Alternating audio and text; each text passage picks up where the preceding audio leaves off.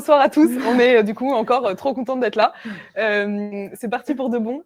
En tant que product manager, ça vous est peut-être déjà arrivé de travailler sur des produits ou des fonctionnalités dont vous n'êtes pas super fiers. Nous, ça nous est arrivé.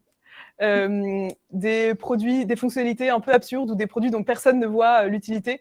On vous a mis 2 exemples qui ne sont pas de nous, mais qui sont assez parlants. On a une souris qu'on ne peut pas utiliser quand elle est en train de charger, pas super pratique, et tout le monde se souvient du flop des Google Glass, donc personne n'a vu l'utilité.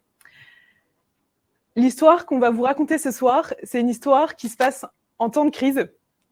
C'est l'histoire d'un produit qu'on a conçu et qu'on a lancé pendant la crise du Covid-19. Et donc, c'est un moment pendant lequel on n'avait pas le temps d'itérer. On ne pouvait pas se permettre de faire des conneries dans le produit. Et donc, on va vous raconter comment est-ce qu'on a conçu et lancé le produit. Et surtout, on va vous raconter sur ce qu'on a appris sur notre manière de concevoir des produits. Donc, c'est toujours Anne, et moi, c'est toujours Céleste. On travaille toujours dans le groupe Théodo depuis presque plus de 4 ans maintenant. Attends, je remets cette belle photo quand même. C'est important. On vient toutes les deux du Nord, ça nous donne pas mal d'activités en commun. On a fait la même école, on a fait la même asso. Et toutes les deux, dans le groupe Théodo, on est product manager, c'est-à-dire qu'on conçoit et on délivre des produits pour nos clients. Du coup, moi, je suis chez Théodo, c'est la branche web du groupe Théodo. Et moi, je suis chez Sipios, donc la branche FinTech du groupe Théodo. Et l'exigence qu'on se met sur les produits qu'on conçoit et qu'on livre pour nos clients, c'est qu'on veut qu'ils aient tous un NPS de malade, donc supérieur à 60. Et un autre point commun qu'on a, c'est qu'on est fan d'usines. Donc chaque mois, on va visiter des usines industrielles. Le mois dernier, on a été voir une usine qui produit des chariots médicaux qu'on peut retrouver dans les hôpitaux. Et ce qu'on fait, c'est qu'on regarde comment les ingénieurs conçoivent ces produits industriels pour s'en inspirer pour nos produits web et nos produits tech. Et en plus, oui, le monde industriel, c'est pas ce qu'il y a de plus sexy. Le métier du groupe Théodo, rapidement, on vous a mis 3 exemples phares avec des clients avec qui on travaille aujourd'hui. Le premier, c'est Sunday. Sunday, c'est un projet sur lequel on travaille chez Sipios. C'est une appli de paiement avec laquelle vous pouvez payer via un QR code au restaurant. Vous l'avez peut-être déjà utilisé. Un deuxième exemple, c'est Urgo. Ils font des pansements. Et là, on développe une application pour les infirmières pour qu'elles puissent suivre plus facilement la cicatrisation des plaies de leurs patients. Ou enfin, un exemple plutôt grand groupe avec Total Energy, où on développe un algorithme pour détecter les risques de forage sur les plateformes pétrolières, donc voir les risques en temps réel pour éviter les catastrophes. Mais bon, on n'est pas venu là pour vous vendre le groupe Théodo, on est venu pour se parler de produits. Souvenez-vous, mars 2020, du jour au lendemain, l'économie s'arrête complètement. Je ne sais pas si vous vous souvenez où vous étiez. Moi, j'étais à Paris et mon boss m'a appelé en me demandant de me mettre dans des bonnes conditions parce qu'on allait être enfermé pendant 3 mois. Il faut passer en full remote, réorganiser les projets, réorganiser les équipes. C'est hyper intense pour nous, mais c'est surtout catastrophique pour les TPE et les PME françaises. Du jour au lendemain, elles n'ont plus d'activité. Dans 2 semaines, elles vont devoir payer des loyers, des salaires, des charges. Si le gouvernement n'intervient pas, les TPE font faillite. BPI France fait appel au groupe Théodo pour aider ces TPE françaises. Ça, c'est un WhatsApp que j'ai retrouvé, que mon client m'a envoyé quelques jours après le début du projet. C'est un WhatsApp véridique. Il nous parle de bien manger, bien dormir, faire des pauses. Clairement, on voit un peu les contours d'un projet impossible. Et donc, concrètement, qu'est-ce qu'on va faire avec BPI France ? On sort un produit qui s'appelle Rebond. C'est un produit où les dirigeants de TPE peuvent déposer des demandes de crédit sur une plateforme. C'est un produit financier hyper avantageux, notamment parce que c'est un prêt à taux zéro, donc zéro intérêt. C'est-à-dire que ça ne coûte rien à l'entreprise. C'est financé par les régions, c'est-à-dire que c'est les régions qui vont confier l'argent à BPI France et c'est BPI France qui va le distribuer. La première région qui nous fait confiance et avec qui on va travailler, c'est la région Aura. Et donc, Laurent Wauquiez devient notre sponsor principal. Pour vous expliquer un peu le challenge que ça représente de concevoir ce produit, je vais prendre un exemple. Je vais prendre l'exemple de Gilles. Gilles, c'est une vraie personne. Je ne le connais pas personnellement, mais il est gérant d'un bar, le bar des Deux Savoies. C'est à Chambéry. J'y suis jamais allée, mais c'est peut-être un haut lieu de la fête, de la nuit nocturne à Chambéry. J'en sais rien, vous me direz. Il a besoin d'un crédit pour financer l'achat d'une nouvelle tireuse, dans mon exemple. Donc, ce qu'il va faire pour obtenir ce crédit, il va d'abord prendre rendez-vous avec son conseiller à la banque, il va lui expliquer son projet, lui montrer un business plan, lui dire pourquoi c'est important. Et ensuite, quand il va rentrer chez lui, il va avoir un certain nombre de documents, une quinzaine de documents à rassembler pour constituer son dossier. Par exemple, il doit envoyer l'IBAN de son entreprise, il doit envoyer les liasses fiscales des 2 derniers exercices, il doit envoyer un cabis de moins de 3 mois. Il fait des allers-retours avec son conseiller parce qu'il se trompe, le cabis est trop vieux, il oublie un document, une pièce d'identité d'un de ses actionnaires. Et du coup, tout ça lui prend environ 15 jours. Une fois qu'il a soumis son dossier à son conseiller, il doit passer en comité de décision. Des comités de décision, il y en a une fois toutes les 15 jours à nouveau. Il a envoyé son dossier le jeudi, le comité était le mercredi, il doit attendre encore 15 jours supplémentaires. Et une fois que son dossier est accepté, les fonds sont décaissés 15 jours plus tard. Tout ça, ça fait du temps. Et dans le contexte de la crise, Gilles, il a 4 semaines de trésorerie devant lui. Si on fait ça, il fait faillite. On a 4 semaines pour sortir le produit rebond, pour sauver Gilles et sauver les autres TPE françaises. Il faut savoir que les TPE françaises, ça représente 95% des entreprises en France. Donc, c'est assez énorme. Il y a 3 challenges principaux sur le produit. Le premier, vous l'avez compris, on est en confinement. Impossible d'avoir des rendez-vous physiques avec son conseiller pour pitcher son projet.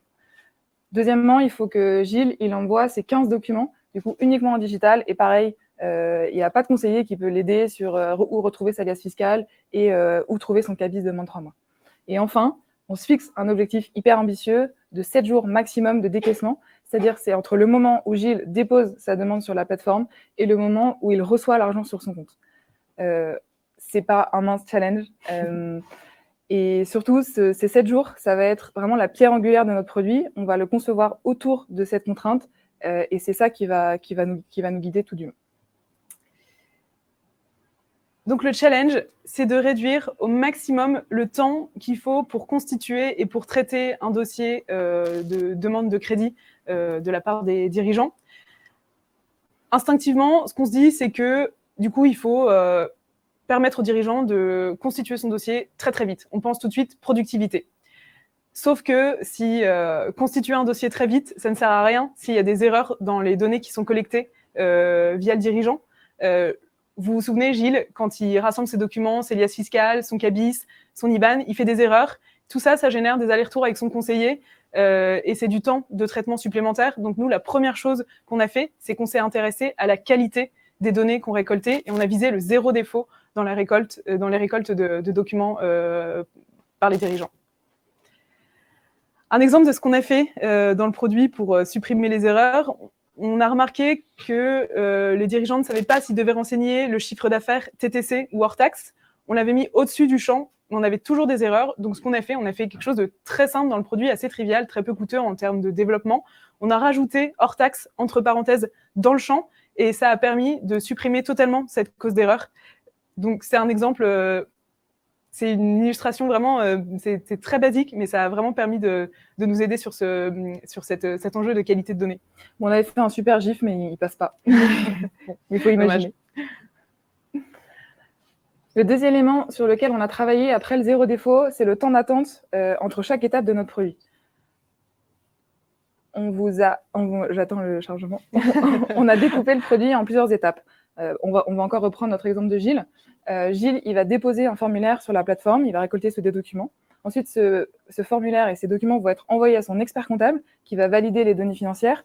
Ensuite, le dossier va revenir auprès de Gilles pour qu'il puisse faire son face matching. Son face matching, c'est une vidéo qu'il va prendre de lui et cette vidéo, on va la comparer à la photo, la carte d'identité. Vous voyez qu'on fait plein d'allers-retours entre plusieurs personnes et c'est là où il y a vraiment un risque de temps d'attente énorme, notamment parce que l'expert comptable, il n'est pas derrière son ordi à attendre que le dossier de Gilles arrive. Donc, pour essayer de réduire au maximum ce temps d'attente, pareil, on a fait quelque chose de super simple en termes de produits, mais on a fait des mails et des SMS de relance réguliers pour montrer aux parties prenantes qu'ils avaient une action à faire et qu'il y avait du stock, qu'il y avait un dossier en stock de leur côté.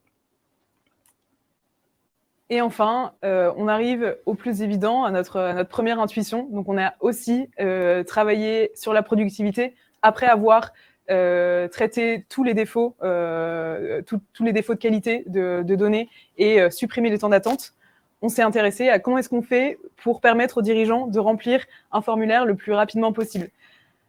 un formulaire, du coup, en 15 minutes. 15 minutes, ça semble pas extraordinaire comme ça, mais il faut se remettre dans le contexte. Il faut se rappeler que dans mon exemple, Gilles, pour constituer son dossier, ça lui prend 15 jours et c'est beaucoup d'allers-retours avec son conseiller. Donc 15 minutes, c'est un challenge énorme. Il faut aussi se remettre dans le contexte de la crise du Covid. Ils sont dans un état de stress hyper intense. Ils ne savent pas comment ils vont payer leur salaire, leur loyer. Et donc, on a vraiment pensé ce formulaire, le produit en général, pour faciliter au maximum la vie des dirigeants qui étaient dans cette situation.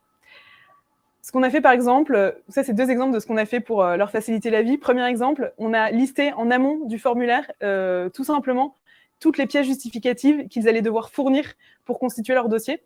C'est pas grand-chose, mais c'est comme une recette de cuisine un peu complexe. Quand vous vous lancez là-dedans, c'est trop chiant de se rendre compte en plein milieu de la recette, quand vous avez les mains pleines de farine, qu'il vous manque du beurre, des œufs. Et donc, on a voulu supprimer cette frustration-là. Et donc, on a listé en amont du formulaire toutes les pièces justificatives nécessaires. Et on s'est appuyé sur des bases de données publiques pour pré-remplir un maximum de champs. Donc là, ici, à nouveau, je pense que ça marche. Oui, ça marche. Ok, super. On s'est appuyé sur data.gouv et avec le numéro de sirène de l'entreprise, on pouvait pré-remplir un certain nombre de champs pour le dirigeant pour vraiment lui faciliter la vie. Dernier élément qui nous a permis de sortir rebond dans les temps, on s'est appuyé sur beaucoup de partenaires de confiance. L'idée, c'était en 4 semaines de ne pas réinventer la roue. On vous a déjà parlé des experts comptables qui nous ont énormément aidés sur la partie financière. On s'est aussi appuyé sur des API. On a mis Hubble, on a mis United Credit. C'est des savoir-faire et des métiers complexes de faire du face matching ou de faire du décaissement de fonds. Et grâce à eux, on a pu se connecter hyper facilement à ces API et aller vraiment beaucoup plus vite sur ces étapes-là. 1 semaine de conception et 3 semaines de dev plus tard, rebond et live. On voit quand même qu'on a passé 1/4 de notre temps sur de la conception, alors qu'on avait quand même des délais super serrés. Et on a sauvé Gilles. Les utilisateurs sont hyper satisfaits, ils voient la valeur dans la plateforme, les fonds sont décaissés. C'est un vrai verbatim de Gilles qui nous a partagé que grâce à Rebond, sans Rebond, il aurait dû séparer d'un salarié et c'est pas arrivé. Donc, en tant que product manager, quand on a ce genre de feedback, c'est assez puissant et on se dit qu'on fait un chouette taf. Sur notre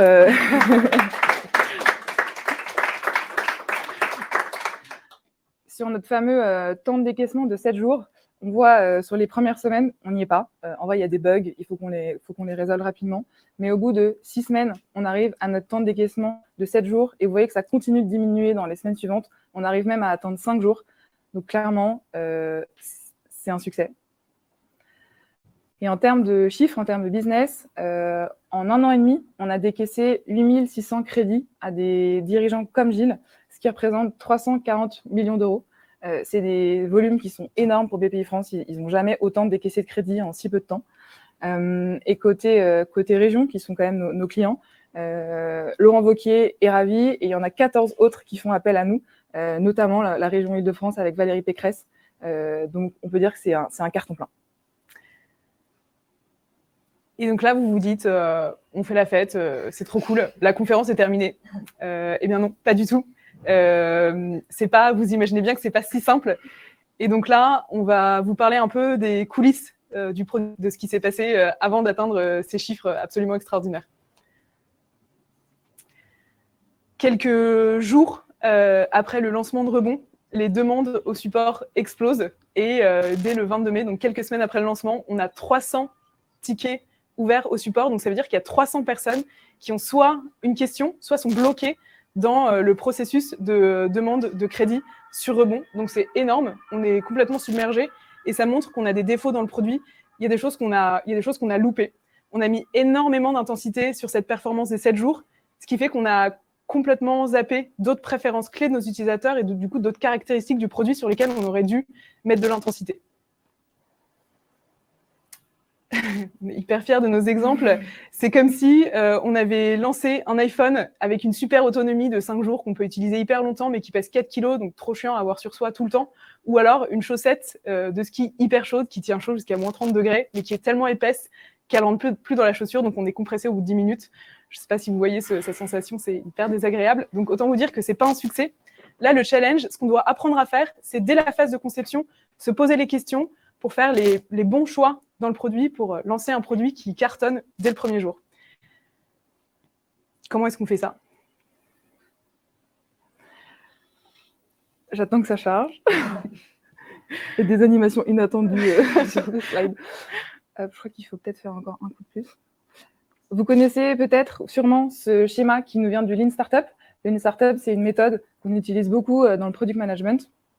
Ça apparaît au fur et à mesure. Concrètement, la product manager qui est sur son produit a une nouvelle idée de feature. Elle va la concevoir, elle va la construire et la mettre en développement avec son équipe technique. Elle va la mettre en production. Ses utilisateurs... Attends, je spoil. Vous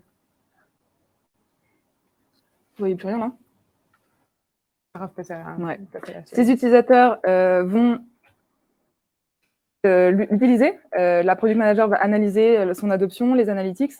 Ça va lui donner potentiellement de nouvelles idées de features qu'elle va concevoir et qu'elle va mettre en production sur son produit. Cette méthode, elle est bien, mais elle a vite ses limites, notamment parce que la product manager, elle est très focus sur la partie build que vous voyez ici. Là, on va passer à la suivante. T'inquiète, ça va apparaître, ça apparaît. Hop. Désolée pour les petits couacs. OK. C'est une méthode qui est hyper efficace, mais souvent, la product manager, elle est très focus sur la partie build. Si on reprend notre exemple de rebond et qu'on se dit que les retours de nos clients, ça venait, nous, principalement du service client, si on se dit que les 300 tickets qui étaient ouverts, on grossit le trait, mais ça pourrait être 300 nouvelles features qu'on pourrait implémenter dans le produit.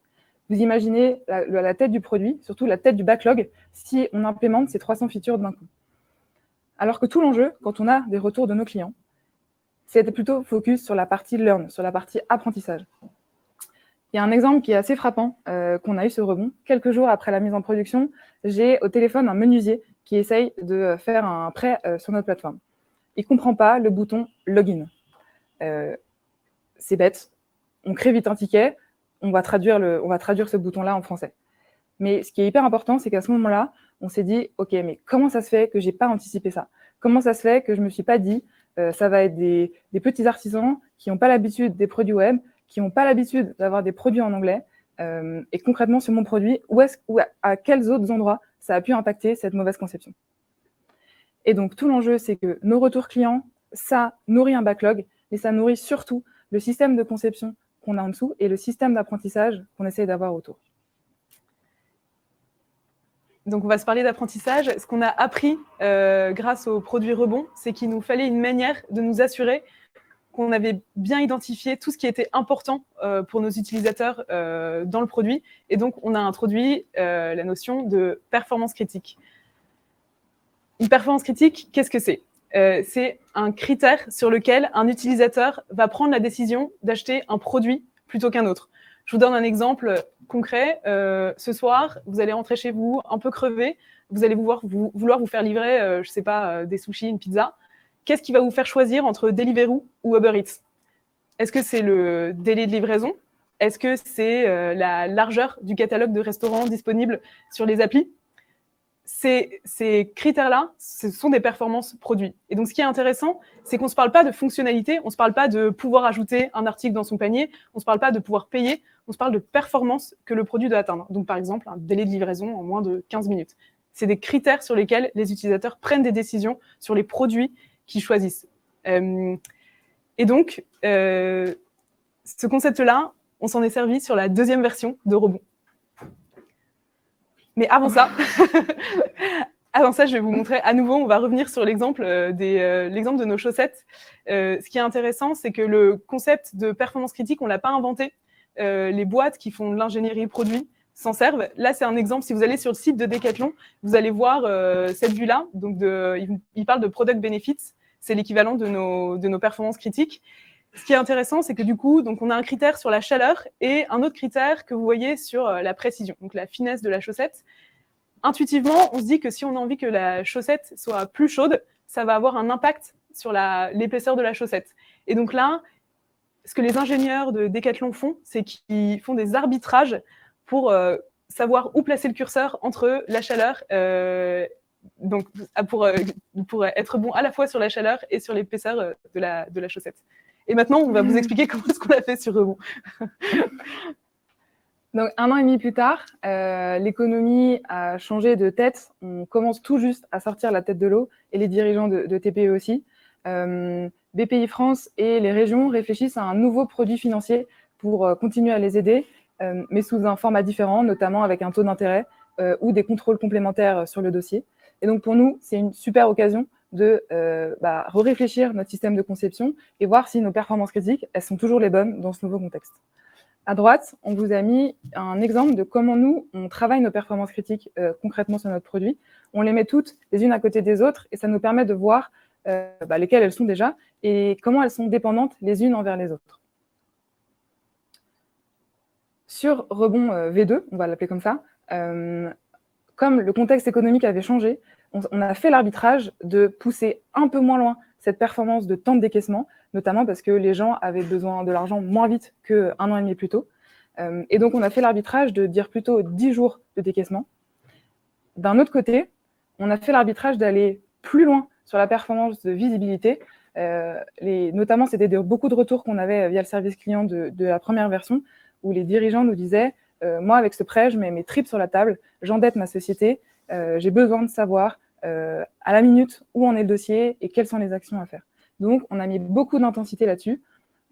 Évidemment, c'est des arbitrages parce que, comme tout projet, comme tout produit, il y a un budget fixe, un temps fixe. Et donc, si on veut aller plus loin sur une performance, souvent, il faut faire des arbitrages pour en baisser une autre. Et donc, en effet, les performances critiques, c'est à la fois un super outil en conception. Ça nous permet, comme le dit Anne, d'identifier toutes les performances critiques du produit et de faire les bons arbitrages. Mais c'est aussi un outil hyper puissant quand on est en phase de delivery. Ça permet d'avoir des discussions hyper intéressantes sur les fonctionnalités qu'on doit implémenter ou non dans notre produit. Vous l'avez encore une fois peut-être déjà vécu en tant que product manager, on est vite submergé par les demandes qui viennent des utilisateurs, de nos sponsors, du légal, de l'équipe marketing, de l'équipe sales. Et les performances critiques, c'est vraiment un outil qui permet de rationaliser et de choisir les fonctionnalités qui vont vraiment apporter de la valeur et nourrir les performances critiques du produit qu'on a choisi. Donc là, c'est un exemple d'un autre produit où il y a un enjeu de rapidité d'onboarding. Et donc, vous voyez qu'on a priorisé les fonctionnalités qui nous semblaient les plus pertinentes pour atteindre cette performance. Le prochain truc sur lequel on est en train de travailler avec Anne, notre prochain challenge, vous voyez, sur le côté, il y a une partie technologie. Et donc, ce sur quoi on est en train de travailler, c'est, dès la phase de conception, de tester les briques tech sur lesquelles on va s'appuyer pour concevoir notre produit, pour nous assurer, en phase de conception, qu'on choisit bien les bonnes API. Donc là, vous voyez l'exemple. Sur mon exemple, il y a pour le KYC Onfido, Hubble ou Ariane Next. Et donc là, l'enjeu, c'est vraiment de réussir à se poser ces questions-là en phase de conception. Sur la base de prototypes, je reparle une dernière fois de chaussettes, c'est promis, après j'arrête. Dans mon exemple de chaussettes, les ingénieurs Decathlon, pour faire des chaussettes à la fois chaudes et à la fois et qui soient suffisamment fines pour rentrer dans la chaussure de ski, ils vont se poser la question des matériaux qu'ils vont utiliser et donc ils vont faire des prototypes, par exemple, pour tester si l'assemblage laine-cachemire est un bon assemblage pour faire une chaussette hyper chaude et hyper fine. Prochain challenge. Prochain challenge. Work in progress. Bon, après vous avoir raconté la vie de Gilles, parlé autant de recettes, on voulait que vous repartiez avec 3 notions clés à retenir si demain vous aussi vous voulez vous concevoir le bon produit du premier coup. Le premier, c'est si vous avez un produit qui a un enjeu de temps, là c'était un temps de décaissement, pensez à la qualité de la donnée et au temps d'attente avant de vous jeter sur juste la productivité. Deuxième apprentissage clé, clarifier en conception les performances de votre produit, donc les critères qui sont hyper importants pour vos utilisateurs. Identifiez-les toutes et visualisez-les au même endroit pour voir comment elles sont interdépendantes les unes aux autres. Et du coup, dernier point, travaillez sur vos arbitrages. Réfléchissez à où placer le curseur sur chacune des performances pour faire un produit différenciant qui va éblouir vos clients tout en tenant votre délai et votre budget. Voilà. Merci beaucoup.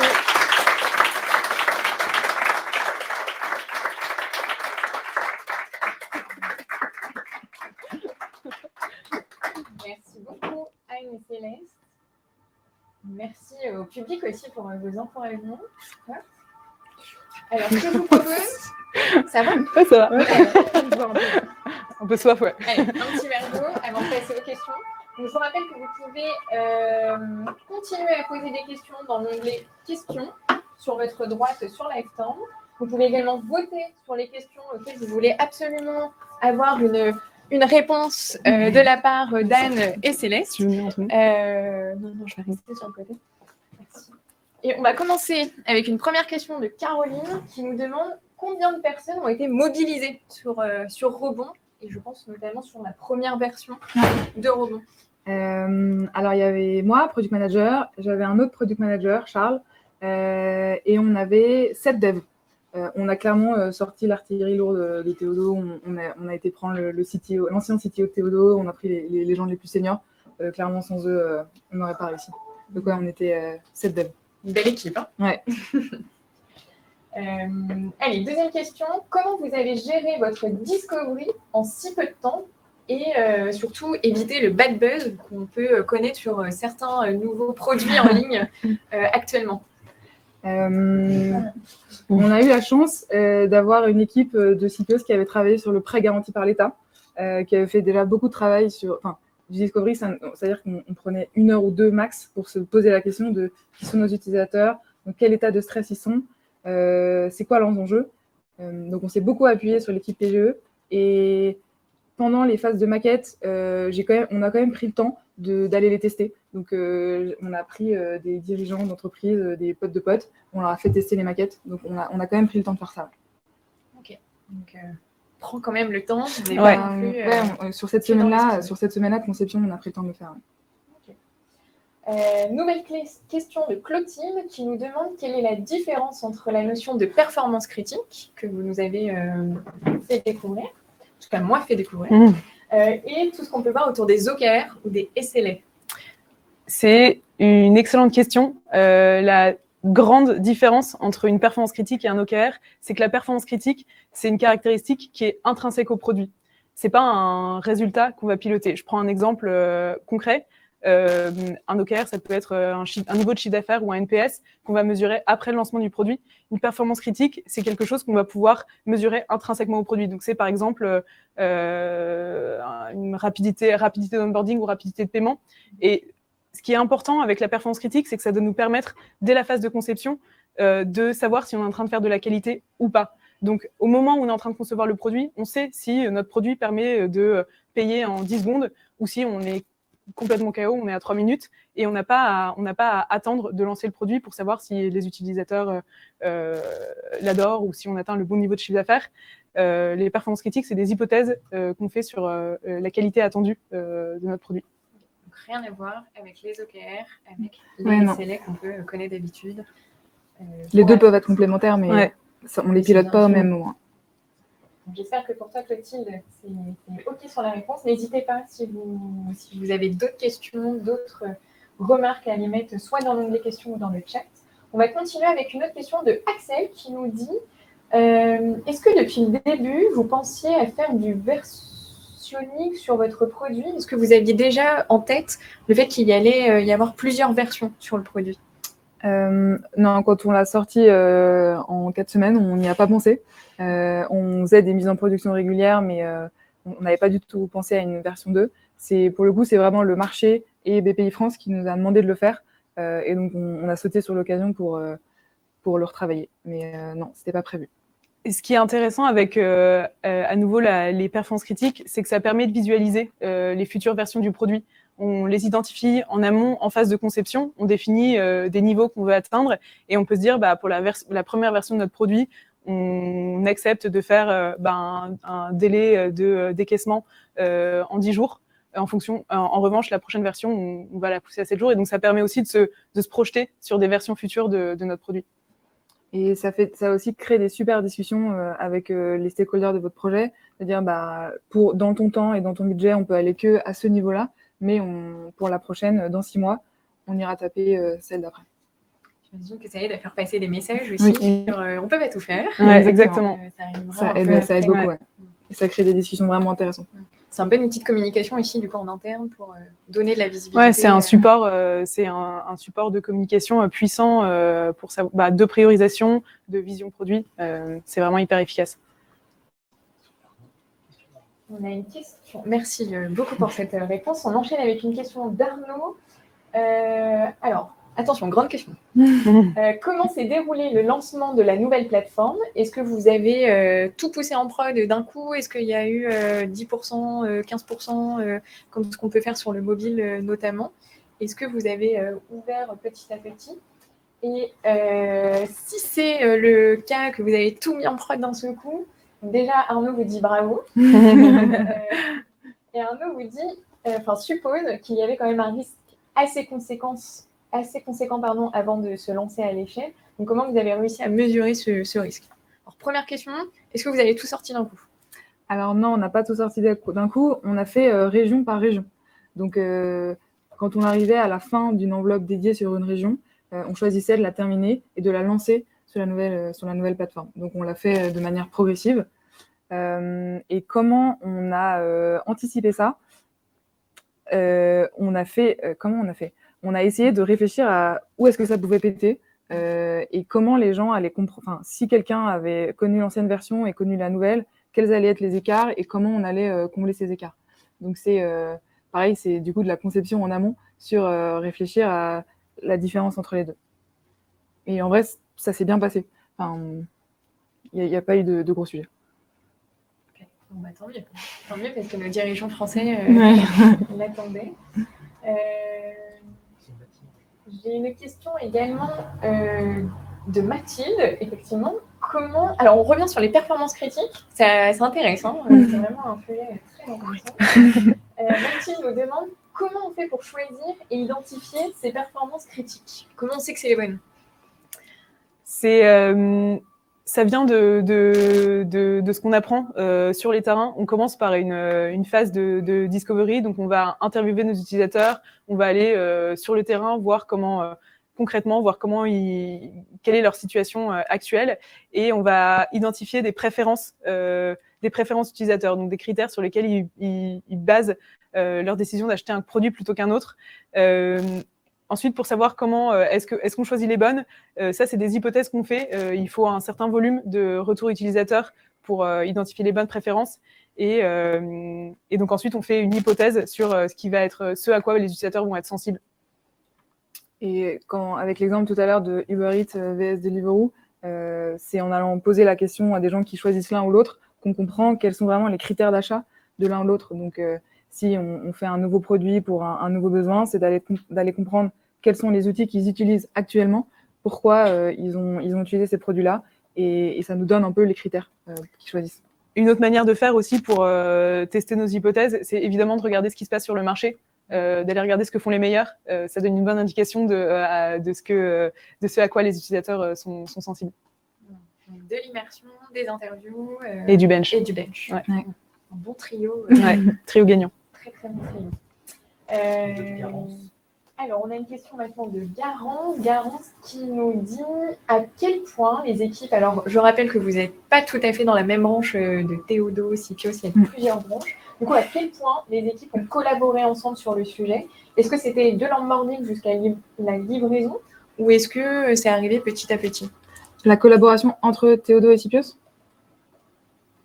Oui. On a travaillé ensemble.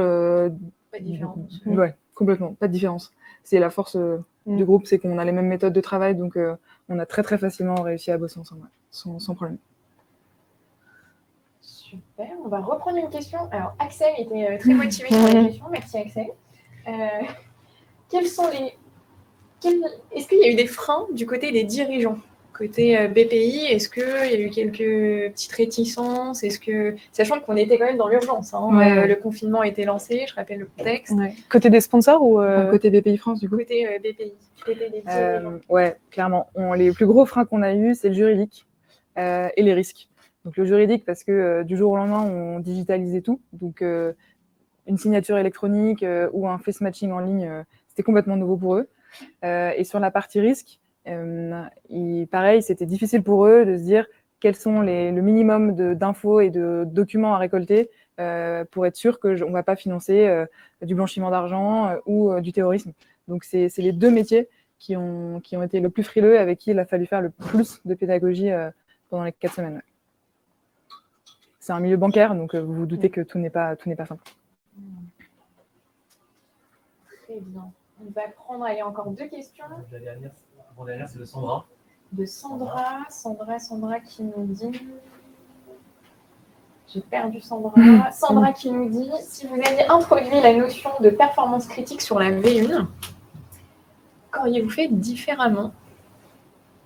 Je pense que du coup, la performance qu'on a introduite implicite, sans vraiment savoir que c'était une performance, c'était ce fameux délai de décaissement de 7 jours. Et c'est là-dessus qu'on a mis toute notre énergie. Si on avait dû... je pense qu'on aurait réfléchi encore plus à OK, aller très vite sur le décaissement, c'est important, mais comme je disais tout à l'heure, le dirigeant, il met ses tripes sur la table. Aller vite, c'est bien, mais qu'est-ce qui peut encore plus le rassurer sur d'autres aspects? Donc, on ne vous a pas de visibilité. On avait beaucoup de retours aussi sur j'ai hyper peur de me prendre une couche de frais ou des intérêts un peu cachés à la fin. Et ça, au début, on n'avait pas du tout idée que ça pouvait leur faire peur. Donc, être encore plus au clair de qu'est-ce qui fait peur aux dirigeants quand il emprunte autant pour son entreprise. Je pense qu'on aurait fait ça. Pour toi aussi, Céleste Ouais, mais je pense que c'est la deuxième version de Rebond et illustre bien ce qu'on avait loupé sur la première. Allez, on va prendre une dernière question, celle d'Alex qui nous demande comment on sait si on a choisi les bonnes technos. C'est un grand sujet, je crois. Prochaine conf, on a dit. C'est la prochaine conf, on peut spoiler un petit peu, mais c'est évidemment lié aux performances. Ce qui est important, c'est quand on va tester nos technos, c'est de s'assurer qu'elles marchent pour, par exemple, si on veut, dans mon exemple où je vous parlais de rapidité d'onboarding, on a choisi Ariane Next parce que ça permet d'onboarder une entreprise en 10 minutes. Est-ce que Ariane Next va tenir le coup si on veut passer à un temps d'onboarding, si on veut passer à 3 minutes? Et du coup, c'est lié au niveau de performance critique qu'on veut atteindre et c'est... il faut les stress tester entre guillemets. Il faut les tester un peu. On met le produit sur le grill et on voit si ça tient, quoi. Ouais, exactement. Mais c'est pas facile à faire du tout. Image barbecue. C'est pas du tout évident à faire en vrai. C'est pour ça qu'on est encore en train d'apprendre. Ça marche. Eh bien, écoutez, merci beaucoup Céleste et Anne. Je pense qu'on peut encore les applaudir.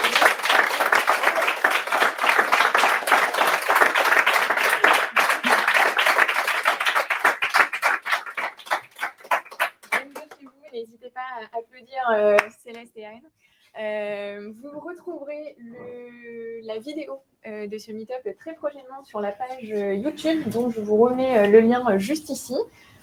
C'était un plaisir de tous et toutes vous avoir ce soir à nos côtés. Merci encore Anne et Céleste. Merci à vous pour l'accueil, le caméraman, les caméramans et toute la logistique. Encore navré pour les petits ratés du début. Et puis, vous retrouverez bientôt un prochain Meetup LPCX à Lyon, le 3 mars, si vous avez envie de parler culture produit dans les grandes boîtes et notamment découvrir comment ça se passe chez Atril. Et que vous êtes lyonnais ou lyonnaise, c'est en live, c'est en physique, c'est comme je te touche, Céleste. Donc n'hésitez pas. Et pour les prochains, écoutez, une nouvelle équipe et un nouveau branding arrive très prochainement. Donc n'hésitez pas à suivre les futures nouvelles aventures des Meetup LPCX très prochainement. Encore ravi de vous avoir eu avec nous ce soir. On vous souhaite une très bonne soirée et à très bientôt. Ciao. Ciao.